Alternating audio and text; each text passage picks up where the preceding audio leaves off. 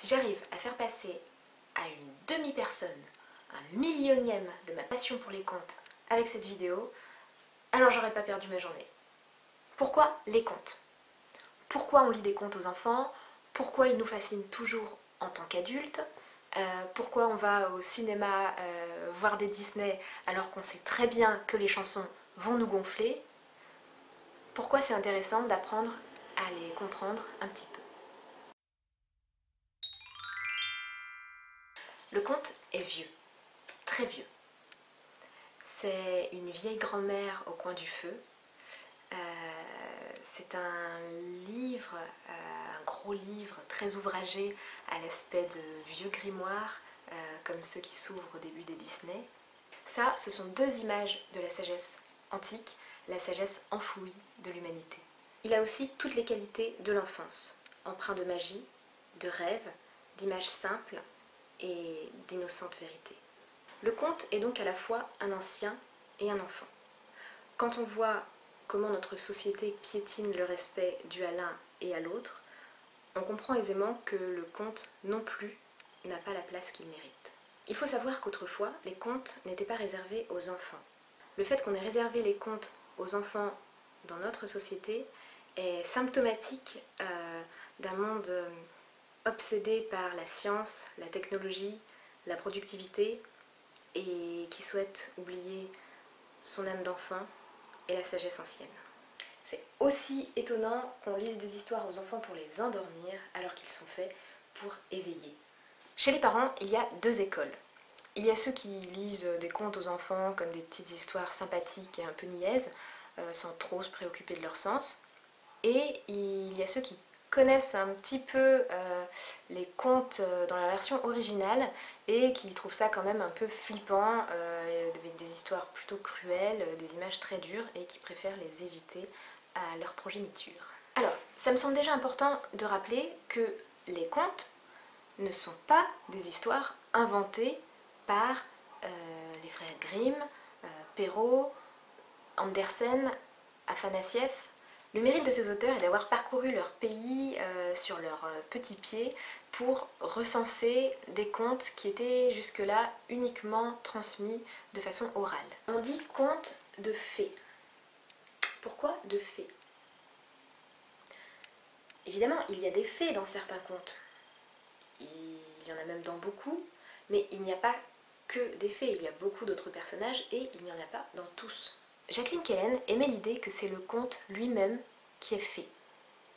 Il agit à la façon d'une baguette magique. Tout à coup, l'être qu'il entend est transformé et tout devient possible. Il peut révéler son plein potentiel et d'une citrouille avachie dans le potager devenir un carrosse qui trouve son chemin vers le château. Le conte est magique et rien n'y est ce qu'il paraît être. Le chat n'est pas un chat, la grenouille n'est pas une grenouille et la vieille femme n'est pas une sorcière. À partir du moment où la formule magique « il était une fois » est prononcée, on sait qu'on entre dans un univers où la logique n'a plus cours.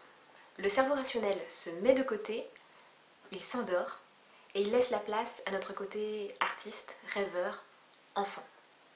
Là, on peut commencer à discuter. On peut parler de cœur à cœur. L'enfant qui écoute, qu'il soit un véritable enfant ou qu'il se cache dans la peau d'un adulte, comprend que le conte est un langage d'images. Il est caché sous l'apparence des mots, mais c'est un déguisement. L'histoire racontée n'est pas celle qu'on croit. Quand notre cerveau adulte et rationnel s'arrête au sens littéral, la princesse épouse le prince charmant et patati et patata. Il regarde la surface sans voir la ville immergée. Ne nous y trompons pas, l'enfant voit les images. C'est pour ça que les contes se prêtent si bien aux livres illustrés. Ce sont des illustrations. Les mots ne sont que le pinceau. C'est donc une chance que les adultes ne soupçonnent pas les montagnes de sens cachés sous les contes. Sinon, comme toute la sagesse antique, ils auraient disparu de notre monde, broyés dans la grande machine de la société industrielle. Les contes, pour ne pas mourir, se sont cachés. Ils se sont cachés sous l'apparence inoffensive d'un divertissement pour enfants. Ils se sont même adoucis, lissés, pour faire de moins en moins peur aux adultes. Ils sont devenus des dessins animés gentillets qui font sourire. Ainsi, personne ne se méfie d'eux. On les trouve même un peu bébêtes. Le sage est celui qui sait se présenter comme un imbécile. Notre société prend de toute façon les enfants pour des abrutis, des adultes pas finis, alors elle continue à lui raconter des contes. Tant mieux. Tant mieux, et en même temps, il ne faudrait pas rester trop longtemps dans cet état végétatif. Les contes, comme La Belle au bois dormant, arrivent peut-être à la fin de leur sommeil de 100 ans. Il est temps que les adultes commencent à apprendre le langage des contes, pour eux-mêmes et pour leurs enfants. C'est peut-être pour ça que les adaptations ciné se multiplient. Les contes veulent revenir. Redécouvrir le langage caché des contes, ça s'apprend. Enfin, caché. Rien n'a été sciemment caché, c'est juste nous qui sommes aveugles. Plus on apprend à voir avec les bons yeux, avec le bon cerveau, avec le cœur. Bref, plus on a la volonté de voir, plus on voit les images. Je ne crois pas qu'on ait réellement besoin de lire des livres savants de psychologie, d'anthropologie, d'interprétation des contes pour découvrir leur sens. Je crois qu'en fait on en est tous capables. Ça vraiment c'est super important pour moi, c'est à la portée de chacun. Il suffit de les lire, de les écouter et d'avoir envie de voir à travers. Pour moi c'est important de prendre conscience de ça en tant que parent. Parce que on ne va pas raconter les contes de la même façon. Justement, au lieu de les lire, on va commencer à les raconter. Parce que ce qu'on va transmettre à l'enfant ne sera pas une succession de mots ou d'images vides, mais de véritables impressions émotionnelles, énergétiques. Raconter l'histoire en l'éprouvant. Ce qui est ainsi transmis est du domaine de l'émotion pure, brute, qui va directement de ton cœur à celui de l'enfant.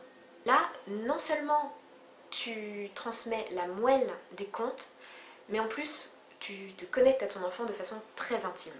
Bruno Bettelheim écrit dans sa psychanalyse des contes de fées, raconter un conte de fées, exprimer toutes les images qu'il contient, c'est un peu semer des graines dont quelques-unes germeront dans l'esprit de l'enfant.